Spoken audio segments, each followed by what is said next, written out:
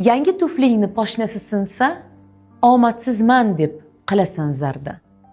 Qara, kasalxona yo'laklarida oyog'i yo'q beg'ubor qizcha onasiga suyanib borar ohista. Eringdan arazlab qilib minggina ketaman deb qilsang dag'dag'a, beva dugonangchi yig'lab har kecha ko'z yoshdan nam yostiqda uxlashin o'yla.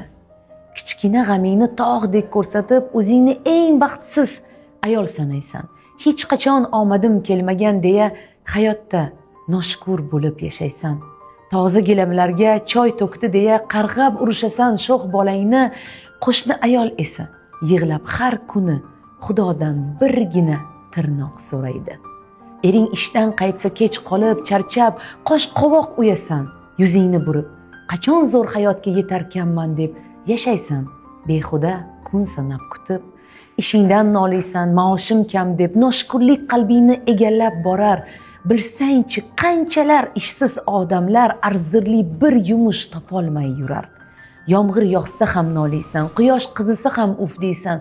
Qo'shni uyda ko'zi ojiz chol bilsang edi qanchalar yorug'likka zor. Qomatim buzildi deb kuyunasan goh, o'z sog'lom jismingdan norizo bo'lib.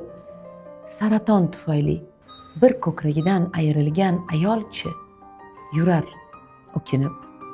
Yuzingni yashirib qilasan ukinch, yig'laysan dunyoda baxtsizman deya. Nega ko'zlaringga ko'rinmas quvonch? Aslida senga havas qilar hamma.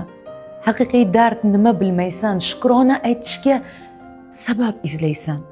Omonlik eng katta davlatmasmidi?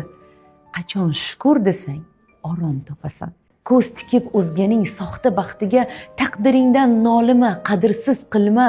Hayotingning har kuni, lahzasi kimningdir hozir eng katta orzusi.